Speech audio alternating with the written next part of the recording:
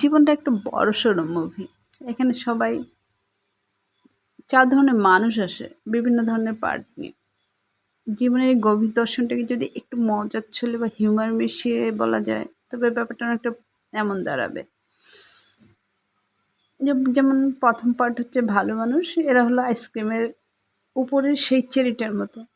ওদের সাথে থাকলে মন ভালো থাকে। নো টেনশন ডো ফুর্তি। মানে কোনো টেনশন নেই। ওরা শুধু হ্যাপিনেস আর পজিটিভ ভাইব দেয়। একটু খারাপ মানুষ, এরা জীবনে আসে একটা ঝামেলার ট্রায়াল দিতে। তাদের কাজেই হলো আপনার একটু খোঁচানো, কিন্তু বিনিময়ে তারা আপনাকে ফ্রিতে অভিজ্ঞতা দিয়ে যায়, যা পরের বার এর কম কাউকে দেখলে কীভাবে এড়িয়ে চলতে হয় সেটা আপনি শিখে যান।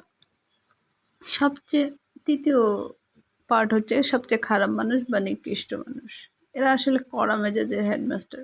এরা যখন বালতে তখন আপনি জীবনের এমন সব ক্রাশ কোর্স শিখে ফেলেন যা কোনো নামি দামি ইউনিভার্সিটিতেও পড়ানো হয় না।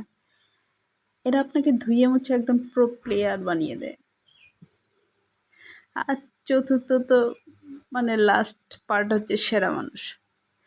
এরা জীবনের সেই ফেভারিট প্লে লিস্টে যাদের কখনো পুরনো মনে হয় না, কোনো লেকচার দেয় না, চমৎকার কিছু স্মৃতি দিয়ে যায়।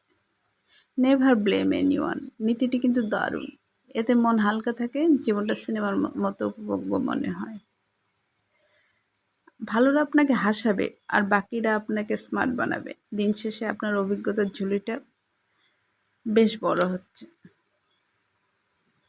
এটাই তো জীবন। হাসি, কান্না, দুঃখ, আনন্দ, এই আর কি। ভালো থাকুন সবাই।